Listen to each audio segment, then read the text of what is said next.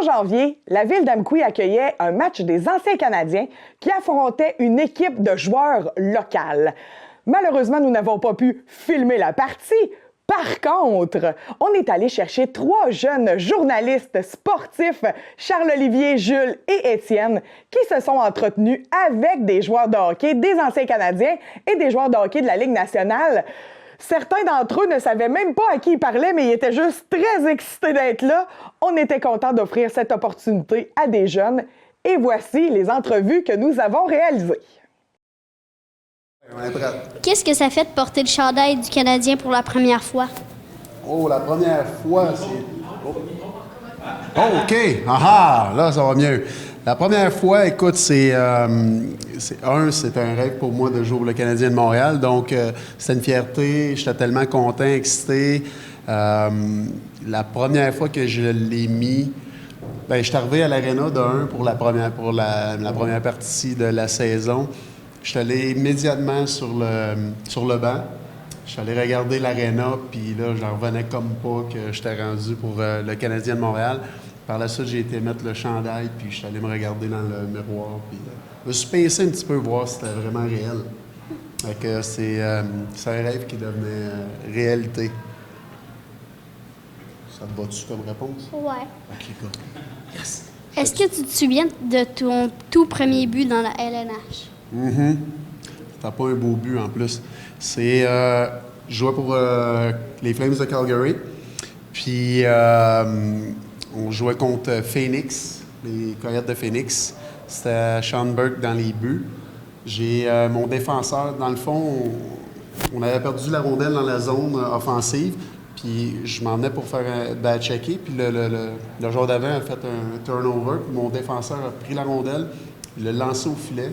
Le gardien l'a arrêté, puis la rondelle, elle a tombé en arrière de lui, sur la ligne rouge des buts.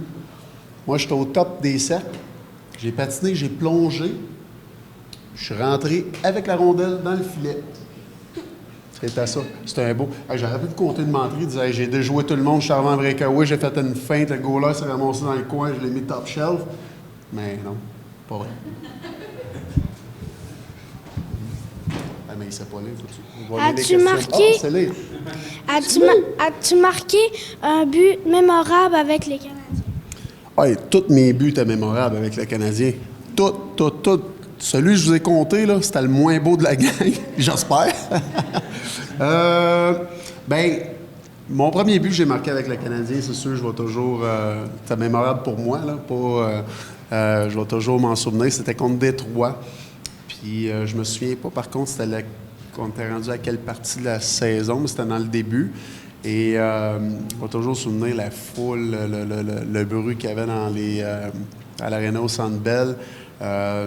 Ça te donne de l'énergie, puis là, ça crie ton nom. Je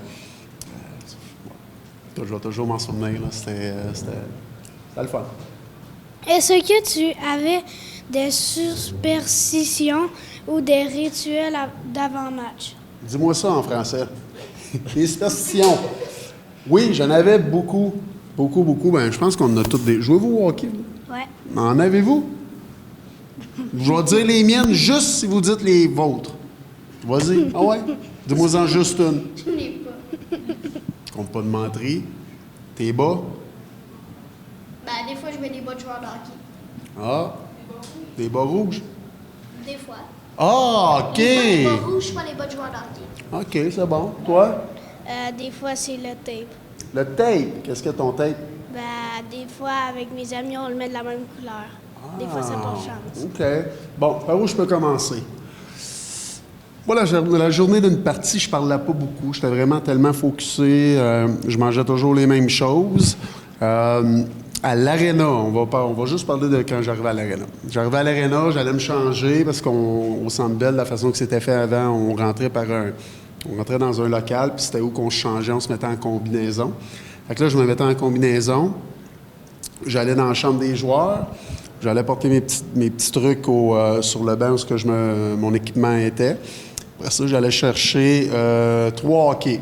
2 hockey usagés que j'avais déjà. Un que je mettais dans le rack. L'autre, j'allais couper un hockey nœud. J'allais mettre celui dans le rack après. Et après ça, je tapais mon hockey. Puis, je me couchais. Je me couchais toujours à peu près une vingtaine de minutes dans la chambre, tout seul de même. J'avais mon bâton qui était juste ici, là, puis là, je dormais. Je me couchais là. Là, les gars disaient que c'était le calme avant la tempête. Puis tout le monde allait jouer, mettons, au soccer, allait faire de l'entraînement, de l'activité. Puis moi, je faisais juste ça. Je relaxais parce que je dormais pas l'après-midi, je n'étais pas capable. Puis après ça, je me levais. Puis il restait peut-être 15 minutes avant d'embarquer sur la patinoire. 12 minutes, je pense, dans la chambre qui restait avant d'aller pour le warm-up. C'est à partir de ce temps-là que je commençais à m'habiller. Fait que c'était un peu ça que je faisais toujours. Ça, c'est à part des 20 d'autres que je vous dirai pas, là, parce qu'on n'a pas le temps. Là. Quel est ton repas d'avant-match? Mon repas d'avant-match. Comme la plupart des joueurs, je mangeais toujours, mettons, on allait pratiquer le matin, puis après ça, juste vers 1 heure à peu près, c'était des pâtes avec du poulet. Ça a toujours été ça. Mais plus jeune, avant que j'arrive professionnel, je mangeais du poulet le midi, puis mon plat de pâtes, mettons, je devais être à l'aréna à 5 heures. À 4h30, je mangeais mes pâtes, puis je m'en allais après ça à l'aréna. Mais il a fallu que je change ma routine un peu. Là. As-tu une autre passion que le hockey? Maintenant, oui. J'ai commencé à jouer au golf, ça fait 3 ans. J'adore le golf. Je n'avais jamais joué au golf avant. Je détestais le golf quand je jouais au hockey. Je n'étais pas trop bon, mais j'étais tellement... Tu sais, au hockey, j'étais intense, j'étais agressif un peu. Puis au golf, j'étais pareil. Je voulais frapper la balle, là, je voulais vraiment y faire mal. Là. Je la fessais dedans, puis c'est pas ça au golf. Faut que tu sois relax, faut que tu sois mou, faut que... Jouez-vous au golf? Non. Oui. Tu joues au golf, toi? Fais-tu longtemps? Pas si pire. Pas si pire. T'as pas plus que 8 ans, là. Ça fait pas plus que 8 ans? Non. OK. Non, bien, c'est ça. Moi, j'ai commencé, ça fait 3 ans. Aussitôt que j'ai terminé j'ai eu une opération à la hanche, une hanche en céramique à cette heure. Oui. Fait que, en décembre, fait que là, j'ai dit, je pense que je vais commencer à jouer au golf. J'ai commencé à jouer au golf l'été. J'ai trippé, j'aime bien ça. Puis à cette heure, je joue. Je suis pas tellement bon, mais je m'amuse. C'est ça qui compte, hein? Oui. Quelle est ta sorte de bâton préférée? J'ai toujours joué avec des CCM. Oui. J'ai essayé, tu sais, mettons, quand tu commences avec quelque chose, c'est dur après ça changer, puis j'ai toujours gardé avec CCM. Mais ça doit être pour ça que je marquais peut-être pas beaucoup de buts. Peut-être ces bâtons. Je pense que c'est ça. On va checker. C'est quoi ton sport préféré? Tu veux une menterie ou la vérité? Je ne sais pas, je te le demande. La vérité. Ah, OK. Bien, c'est le hockey. Une menterie? Une menterie? Ouf. Le patinage artistique. Quoi? C'est ça que tu voulais savoir? Oui. Bon. C'est quoi ta sorte de beurre de chocolat préférée? Le beurre, mais moi, c'est du chocolat noir. N'importe quel, il faut que ce soit du chocolat noir, 75 en montant, pour cent. Faut pas qu'il y ait de produits laitiers dedans. J'aime pas ça. T'es intolérant aux produits laitiers. Puis toi, c'est quoi ta barre de chocolat préférée? Je sais pas. Hein? Toi? Kit Kat. Kit Kat! Hein? Non, la Mars. Mars! Pas bon, ça. Ça y est, chocolat noir. Tu sais pourquoi? Le chocolat noir, ça va te donner de l'énergie. Ça va te maintenir comme ça. Le chocolat que vous mangez, ça fait ça de même, puis après ça, ça fait bouh! Vous crashez l'énergie. C'est bon pour la santé, le chocolat noir. C'est vrai? Là, c'est vrai, c'est une vérité, ça, là. Ouais, mais ça se peut que tu n'aimes pas ça au début. J'aime quand même ça. C'est pas bon au début. J'ai dû manger. Chocolat noir? Ouais. De la misère à te croire, là. Me comptes-tu de mentir? Non? OK. C'est bon. Non. Chocolat noir à cette heure. Après? D'accord. Quel conseil donnerais-tu à un enfant qui souhaite devenir joueur de hockey professionnel? Le conseil, amusez-vous. C'est très important. Regarde, travaillez fort, puis amusez-vous. Puis un autre conseil, on va en donner un autre, là, c'est 3 pour 1 pièce. Le troisième, c'est quoi tu penses? Aimez ce que vous faites. Si tu joues au hockey et tu n'aimes pas ça, ça vaut pas la peine, tu travailleras pas fort puis tu t'amuseras pas. Fait qu'un, aime ce que tu fais. Tu joues au hockey, aime jouer au hockey. 2, travaille fort. 3, amuse-toi. C'est bon ça comme conseil? Ouais. Ouais. Puis si quelqu'un vous demande c'était qui votre joueur de hockey préféré, vous dites Steve Bégin. T'as un deal? Non. What? Efface tout, il m'en va de 7. Lui, il a compris. C'est qui ton joueur de hockey préféré? McDavid. T'as rien compris. Ton joueur de hockey préféré? Yeah! Il est smart, lui. Fait là, faut que tu fermes ton show. Tu dis, c'était une interview avec mon joueur de hockey préféré, Steve Bégin. C'était une interview avec un joueur avec le joueur de hockey Steve Bégin. T'as une chance de le faire. C'était une interview avec mon joueur préféré, Steve Bégin. Yes! On close ça. Oui. Qu'est-ce que ça fait de porter le chandail du Canadien pour la première fois? Porter le chandail du Canadien, moi, je suis né à Montréal. Puis quand j'étais tout petit, je regardais les Canadiens à la télévision. Et j'ai jamais pensé d'être un joueur du Canadien un jour. Parce que quand tu regardes quelque chose à la télévision, tu penses que c'est impossible de te rendre là. Et finalement, je me suis rendu là. Ça n'a pas été facile, mais je suis très fier. Je suis très fier. J'ai fait 5 saisons avec le Canadien, puis je suis bien heureux d'avoir fait ça. Puis 3 saisons avec les Nordiques de Québec.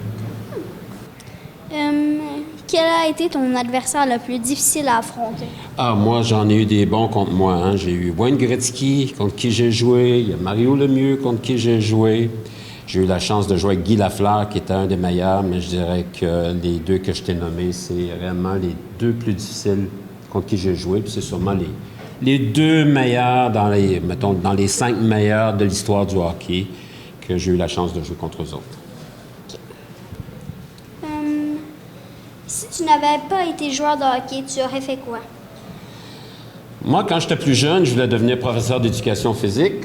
Et après ma carrière, j'ai travaillé 20 ans dans le milieu scolaire.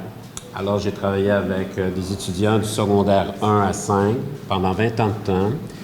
J'ai été technicien en loisirs, j'ai été directeur d'école, j'ai été au service des étudiants. Alors, mes 2 carrières, c'était dans le sport et dans le milieu de l'éducation. Quel conseil donnerais-tu à un enfant qui souhaite devenir joueur de hockey professionnel? Le plus important, c'est de s'amuser. Amuse-toi. Et moi, j'ai toujours dit que les performances, là, c'est comme tu joues au Nintendo ou tu joues dans un jeu vidéo. Il y a des fois, ça va bien, puis il y a des fois, ça va mal. Hein? Ça arrive, ça, des fois. Fait qu'est-ce qu'on fait quand ça va mal? Bien, on ferme le jeu, puis demain, on en jouera, on va avoir une meilleure partie. Au hockey, c'est comme ça. Alors, pour les enfants, tu t'amuses, puis si tu es très bon, il y a quelqu'un qui va te voir un jour, puis qui va te faire donner la chance de monter. Alors, c'est pas les parents en disant qu'ils vont te faire des promesses ou quoi que ce soit.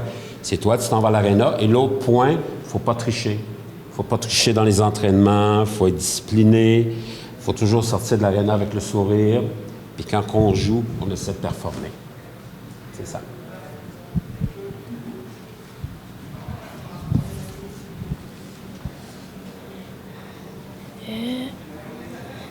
Est-ce que tu as déjà gagné la Coupe Stanley? Moi, j'étais là en 1979 avec le Canadien quand ils ont gagné en 1979. Et en 1981, j'ai gagné le Trophée Vizina. Fait que ça, c'est pour les gardiens de but dans la Ligue nationale. C'est quoi les plus belles arrêts que tu as trouvés que tu as faites? C'est difficile à dire parce que des fois, on va penser qu'il y a des... tu vas faire un arrêt qui te semble anodin, c'est peut-être celui-là qui a sauvé le match. T'sais, chaque match est différent. Il y a des fois, on est plus chanceux que d'autres. Il y a des fois, on est moins chanceux. Alors, il y a ce facteur-là. Et tout dépend aussi avec tes coéquipiers. Tes défenseurs, c'est très important. Il y a une manière de jouer. Et plus tu joues à un niveau avec des bons joueurs, bien, plus c'est facile pour le gardien. Plus tu joues, admettons, on va se dire, tu joues à tombe C. Bien, des fois, c'est pas tout le monde qui est capable d'attraper la rondelle ou quoi que ce soit. Si tu joues à la tombe 2A, bien, tu as les meilleurs joueurs, fait que tes joueurs, ils vont se placer mieux, tout ça. Alors, quand on joue à un certain niveau, bien, pour un gardien de but, ça peut être plus facile. C'est quoi le match que tu as été le plus fier de toi? Moi, j'étais le premier gardien de but qui a battu l'Armée rouge des Russes. OK? Alors, je n'étais même pas le gardien numéro 1 du Canadien. Je commençais avec le Canadien. Et l'entraîneur, Claude Ruel, il m'a fait jouer ce match-là le 31 décembre 1980 à peu près. Puis, je ne devais même pas jouer. Et c'est la première fois que le Canadien battait l'Armée rouge de la Russie. Alors, je te dirais que c'est mon match que je suis le plus fier.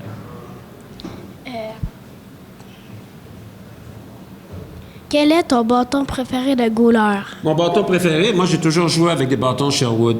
Parce que la compagnie, quand je jouais junior, elle était à Sherbrooke. Alors, j'ai toujours commencé avec ces bâtons-là. Malheureusement, avec le temps, il a fallu que je change de compagnie, mais j'ai bien aimé les bâtons Sherwood. Aujourd'hui, on prend le bâton qu'on peut prendre. On n'a plus, c'est plus comme c'était, mais ça a été mon choix d'équipement.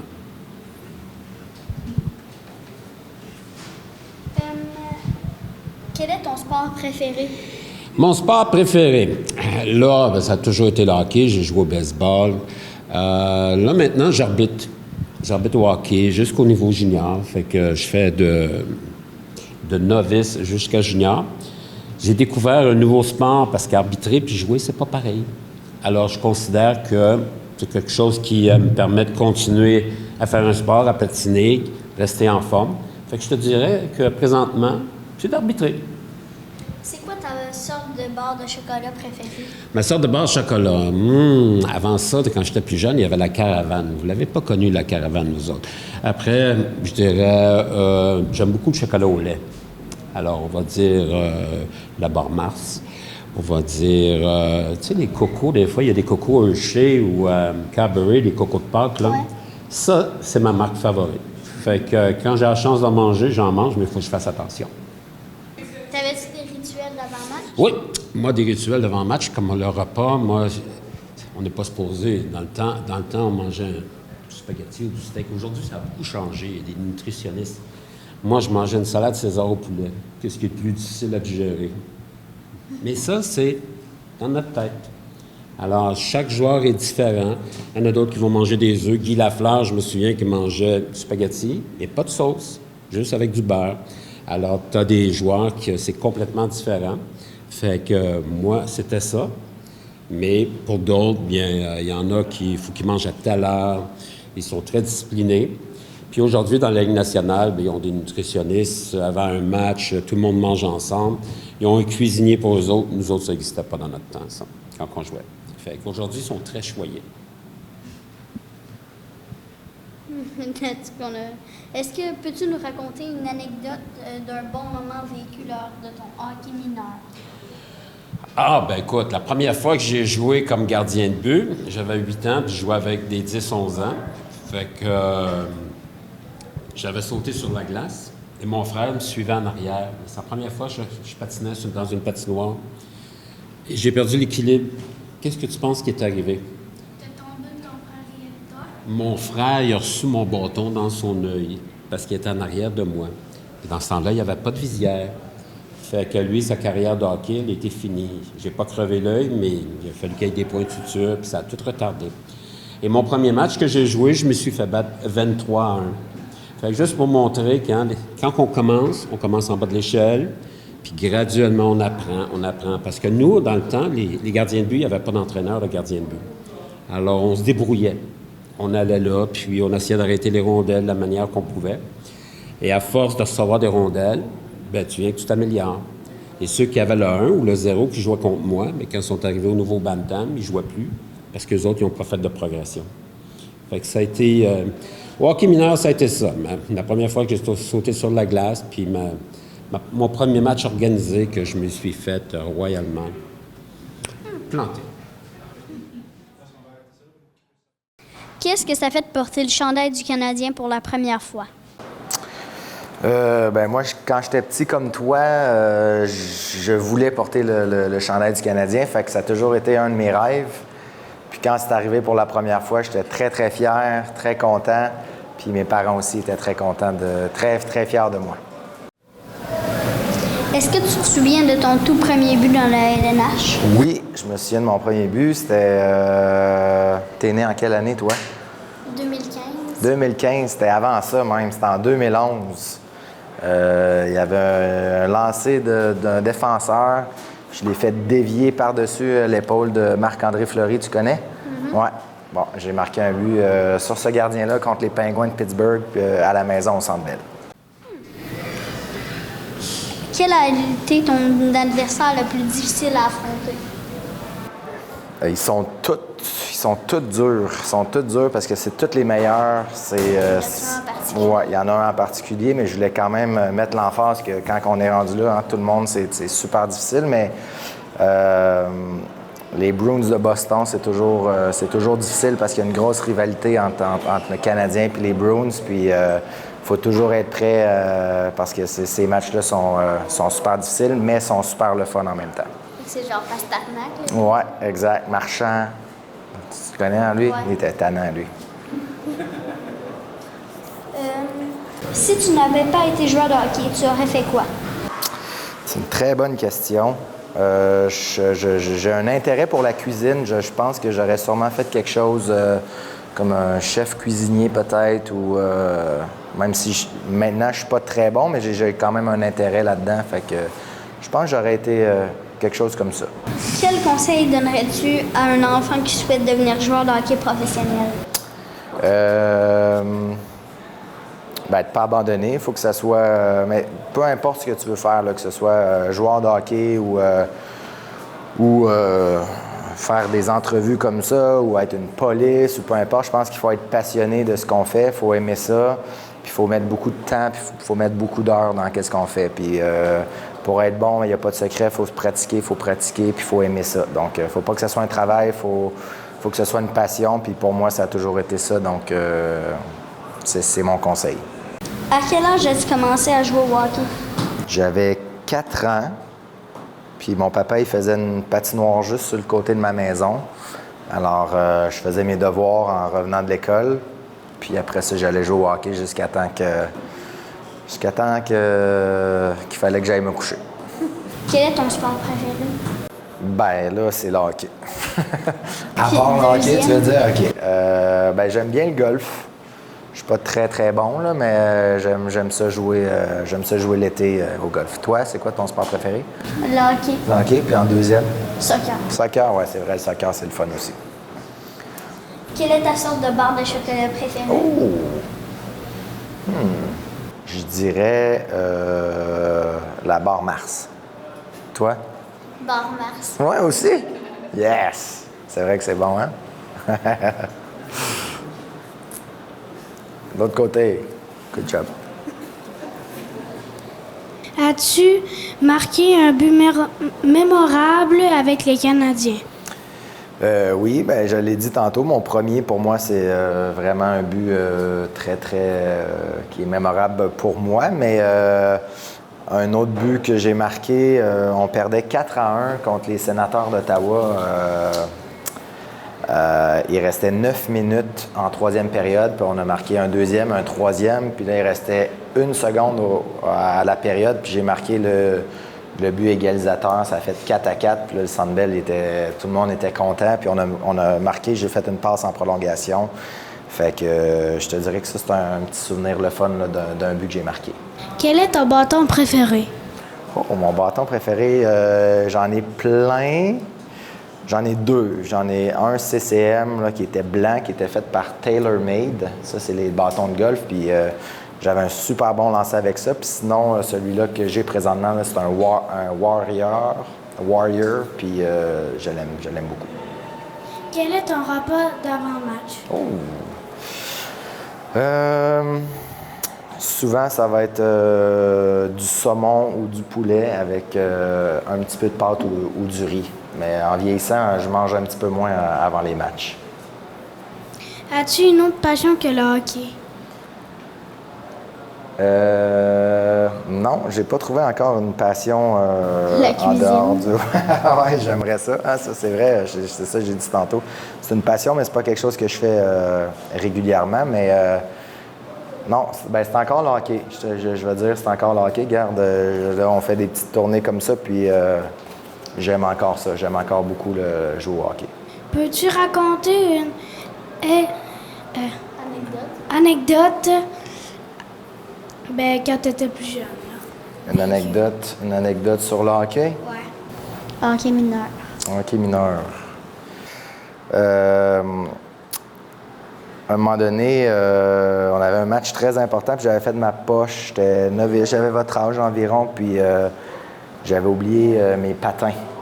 Puis mon père, il était retourné, j'avais manqué toute la première période. Il était retourné à la maison, puis il était revenu me porter mes patins pour la deuxième puis la troisième période. Mais après ce moment-là, j'ai plus jamais oublié mes patins à la maison. Si tu pouvais avoir un super pouvoir sur la glace, ce serait quoi? Être invisible. Ça serait bon, moi, je pourrais me cacher en arrière de tout le monde, puis là, il faudrait que la rondelle soit invisible aussi, en fait, mais pourrait aussi. Non, être invisible sur la glace. Tu pourrais l'offrir. Ouais, c'est ça, ça ferait même pas d'hors-jeu, tu sais. Ce serait incroyable, hein? Les grosses mises en échec. Ouais, c'est ça. Tomber tout seul, ouais, c'est ça, exact. C'est bon? Ouais. Vous êtes pas mal bon, en tout cas. Vraiment bon. Super, Merci. bravo. Bon Ça match. fait plaisir, merci.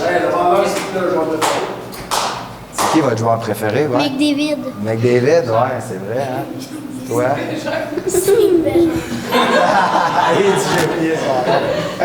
Bonjour, je suis en compagnie de Louis Leblanc. Leblanc, ça va-tu bien? Ça va très bien, vous? Oui, merci.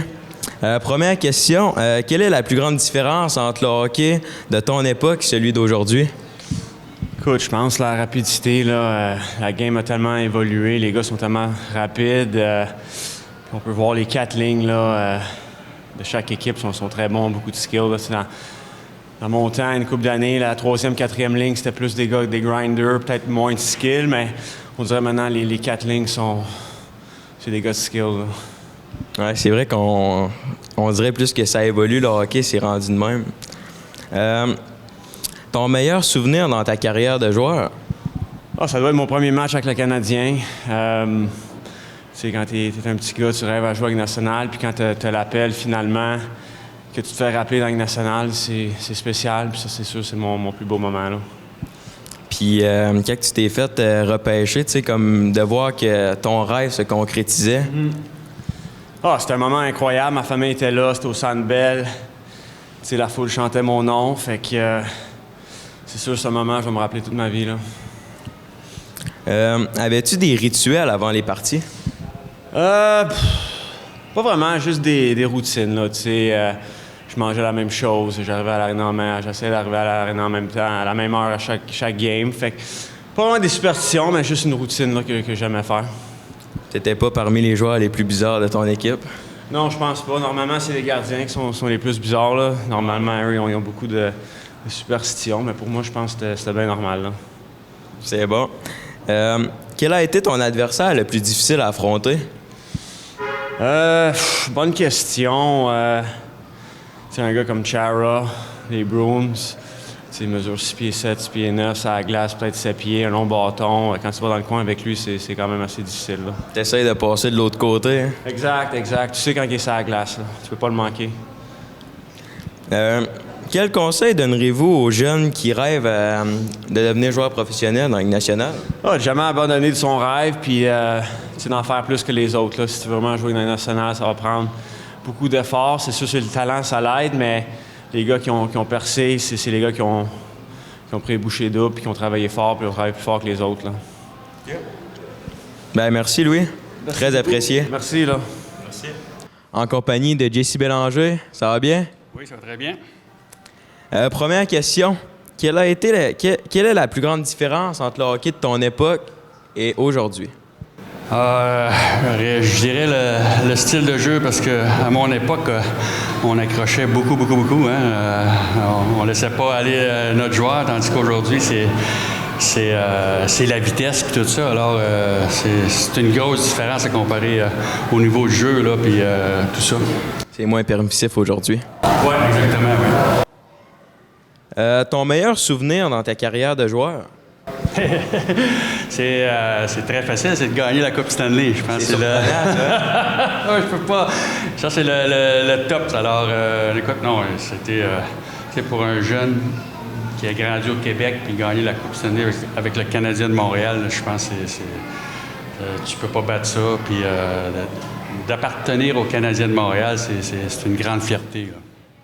Ça prend-tu du temps avant que tu le réalises, tu sais, que t'es gagnant de la Coupe Stanley, là? Un été de temps. Oui, mais écoute, moi, quand on a gagné la Coupe Stanley, j'avais été repêché ensuite par une équipe d'expansion des Panthers de la Floride. Alors, tu sais, aussitôt, ça a embarqué là qu'on oublie la Coupe Stanley et on se concentre pour la prochaine saison avec une équipe d'expansion. Mais le temps que j'ai pu vivre le feeling de gagner la Coupe, j'en ai profité. Qui était ton coéquipier préféré et pourquoi? Je te dirais que mon année... je suis sûr qu'il y en a quand même plusieurs, mais tu sais, moi, le joueur qui m'a dit que j'étais beaucoup plus impressionné à jouer avec puis de le voir aller sur la glace, ça a été Alexander Mogilny quand j'ai joué à Vancouver. Là, c'est impressionnant de le voir jouer puis les habiletés qu'il avait. On dirait que la rondelle... il collait dessus toujours. Quoi. Fait que, ça a été ça le plus impressionnant. Mais j'ai eu d'autres joueurs où quand j'ai joué en Floride que j'ai adoré aussi. On avait un bel esprit d'équipe. Les joueurs qu'on avait là, parce que c'était tous des joueurs qui n'avaient pas été protégés pour les autres équipes. Alors, ça a été une belle, quand même une belle amitié, là, puis le plaisir de jouer avec des joueurs comme ça. Quand que tu te fais pas protéger, vous deviez avoir l'envie de prouver faire regretter à votre ancienne équipe, qui aurait dû vous protéger, là? Écoute, ça fait partie du hockey. C'est sûr que, tu sais, on venait de gagner la Coupe Stanley, puis là, je me ramassais avec une équipe de l'expansion qui n'avait jamais joué dans la Ligue nationale. C'était quelque chose, mais je dois dire que mon premier match au Forum de Montréal contre le Canadien, j'ai le but gagnant contre Patrick Roy. Alors, on avait gagné 3-2. Alors, mon petit plaisir a été là, je pense. Je comprends. Quel a été ton adversaire le plus difficile à affronter? Écoute, beaucoup dans la Ligue nationale, il y a des excellents joueurs qui jouent là. Et puis, mais tu sais, de jouer contre des gars comme Mario Lemieux, j'ai eu la chance de jouer contre un idole, Wayne Gretzky aussi, c'était impressionnant, mais tu sais, dépendant des joueurs, tu sais, de jouer contre des joueurs qui jouaient robustes, Scott Stevens à New Jersey, puis Eric Lindros, c'était un gars très physique, puis alors ce côté-là, c'était impressionnant de jouer contre ces gars-là, puis de les voir jouer, là. OK. Est-ce que tu rêvais à la LNH depuis le tout début de ta jeunesse? Je pense que c'est le rêve de tous les enfants qui grandit. Puis, tu sais, je jouais sur les patinoires extérieures. Notre rêve, c'était tous de faire la Ligue nationale. Puis, c'est pas tout le monde qui réussit. Mais bon, écoute, on a le droit d'y rêver puis d'y croire. Puis, il y en a pour certains que ça se réalise. Puis, moi, j'ai eu la chance de le réaliser. Puis, je suis fier de ça. Ouais. Puis, y a-tu quelque chose qui t'a fait te démarquer des autres? Pourquoi, tu sais, que toi, t'as réussi à te rendre là? Puis qu'il y en a qui font juste y rêver, finalement? Écoute, dans mon cas, je suis parti quand même de loin. J'avais jamais joué du gros hockey au niveau mineur, parce que nous autres, moi, je suis originaire de Saint-Georges-de-Beauce. Le calibre, c'était du 2C le plus fort. Puis, j'avais jamais été repêché non plus junior majeur. Alors, je suis parti vraiment de loin, mais les efforts que j'ai mis, le travail, puis j'avais quand même un peu d'habileté, ça fait que ça m'a permis de peut-être réussir à me démarquer. Puis souvent, c'est aussi d'être à la bonne place au bon moment aussi. Puis j'ai saisi ma chance. OK. Puis dernière question, quel conseil donneriez-vous aux jeunes qui rêvent à la LNH aujourd'hui? Écoute, je pense que je peux juste le dire d'y croire aussi, comme moi aussi. Comme moi, quand j'étais jeune, mon rêve, c'était de faire ça. Puis je pense que... Mais tu sais, il y a beaucoup de joueurs de hockey, il y a peu d'élus qui ont la chance de réussir à se rendre là. Écoute, je pense qu'on peut y rêver. Il suffit de mettre l'effort puis des sacrifices, parce que c'est quand même des sacrifices aussi, parce que ça demande beaucoup. Puis, écoute, ça permet à tous les jeunes de peut-être espérer, mais écoute, je pense que c'est une bonne école de la vie. Puis, en tout cas, à tous les jeunes, je pense que c'est de mettre le travail puis l'effort, puis on ne sait jamais ce qui peut arriver. Ben, merci beaucoup, Jesse. Très intéressant. Une question peut-être à faire ajouter. C'est comment jouer pour Montréal, jouer pour une autre équipe, l'ambiance, pas juste sur la glace, mais en dehors de la glace. OK. Ouais, écoute, c'est sûr qu'à Montréal, c'est autre chose. C'est une dynastie, les Canadiens de Montréal, puis c'est sûr qu'en étant à Montréal, on se fait reconnaître partout, tandis que moi, quand je suis arrivé en Floride, j'étais 3 ans en Floride, puis la Floride, le hockey n'était pas connu, alors on pouvait se promener n'importe où, on n'était pas reconnu, puis on n'était pas connu. Fait que, tandis qu'à Montréal, c'est pas la même chose. C'est vraiment... c'est une équipe qui a beaucoup de dynastie, puis de vécu, puis ils savent comment traiter les joueurs aussi, puis c'est merveilleux, c'est une bonne organisation. Ouais, la meilleure. Ben ça, t'as passé d'une équipe avec beaucoup d'histoire à une équipe qui avait rien, qui était nouvelle, fait que...